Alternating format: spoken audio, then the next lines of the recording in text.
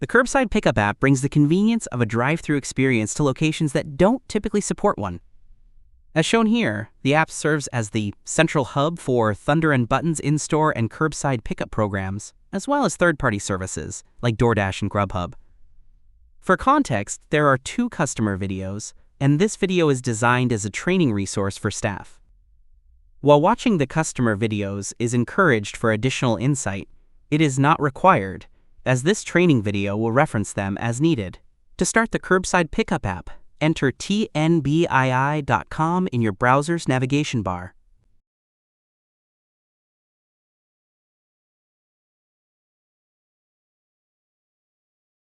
Before accessing the program, you'll need to create an account and be logged in as a staff member. If you don't have an account yet, simply click the Register button in the upper right-hand corner. On the registration page, fill in all required fields and check the necessary boxes. Ensure your email is correct, as the system will send a verification request to complete the process. An administrator will have to change your account to a staff member. Like many online platforms, verification emails can sometimes end up in a spam or junk folder when an account is created and the email address is verified. To ensure smooth account activation, we recommend checking your spam folder if you don't receive the email promptly. Upon logging in, your first name should appear in the upper right-hand corner of the screen. If you have staff or admin access, 2 additional menu items will be visible, highlighted by a red rectangle. At this stage, you should be logged in with the Current Order menu item visible. Click Current Order to navigate to the corresponding page. A current order is created when a customer logs into this program and starts the process of placing an order using the Thunder and Buttons online ordering app. At the top of the main section, you'll find a toggle button that controls customer access to this program. In its current state, Curbside Pickup is disabled. To view the customer's perspective, click on the Home menu item, marked by the red rectangle. On this page, you will notice that the Place Curbside Order button is grayed out, indicating that it is not enabled.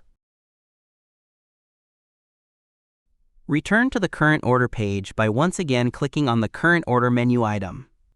To enable Curbside Pickup, you need to configure both this app and the ATO program. Start by clicking the Click to Start Curbside button. This action will update the label to Curbside is available and enable the corresponding button on the main screen. At this stage, the customer can access the online ordering app, but unless the settings are properly configured, they will not be able to place a curbside pickup order. To modify these settings, click on the button labeled ATO Dashboard button next to the button you just pushed. The ATO Dashboard manages configurations beyond just curbside pickup, including settings at both the company and individual store levels. Fortunately, enabling or disabling curbside pickup requires just a few simple adjustments. At this stage, you are already logged in and viewing the first screen.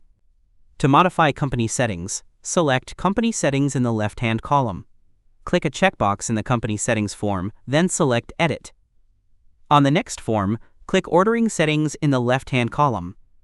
Scroll down to locate Display Curbside, then click the toggle switch. Scroll up and click the Save button. Next, adjust Site Settings by clicking Site under Site Settings. Select the checkbox, then click Edit. Click Order Mode Settings, then locate and adjust the Curbside Pickup toggle. Click the Save button to finalize changes. You have now completed the setup of the ATO program and are ready to return to the Curbside Pickup Staff program. The quickest way to navigate back to the Curbside app from the ATO dashboard is by clicking the back arrow in your browser. If you're unfamiliar with this method or doesn't work, simply enter tnbii.com in your browser's navigation bar, just as you did when first starting up. To verify that everything is set up correctly, click on the Home menu item to return to the main page. In the Thunder and Buttons tile, click the Place Curbside Order button. You should be directed to the online ordering app, and a dialog box shown here should appear. If the Place Curbside Order button is grayed out or the online ordering app appears without the dialog box, the setup is incorrect and needs adjustment. For the rest of this video, we'll walk through a standard order, demonstrating how to ensure a seamless experience for the customer, right up to the moment they drive away with their meal. At the start of the day, the order list should be empty. If any orders remain from the previous session, simply click the refresh button to clear the screen. Everything is set up and we're ready to receive our first order. You'll know there's a new curbside pickup order when the printer generates a ticket labeled curbside order at the top. If the system is functioning properly, the order should appear in the order list with the same name and/or phone number as shown on the ticket. Some orders in the list may not have corresponding tickets. No need to worry. This could simply mean the customer hasn't completed their order yet, and the ticket will be generated shortly. However, if the customer decides not to finalize their order, a ticket will never be created. If, after some time, you decide an order is no longer needed and is cluttering the screen, simply click the Remove Order button for that order.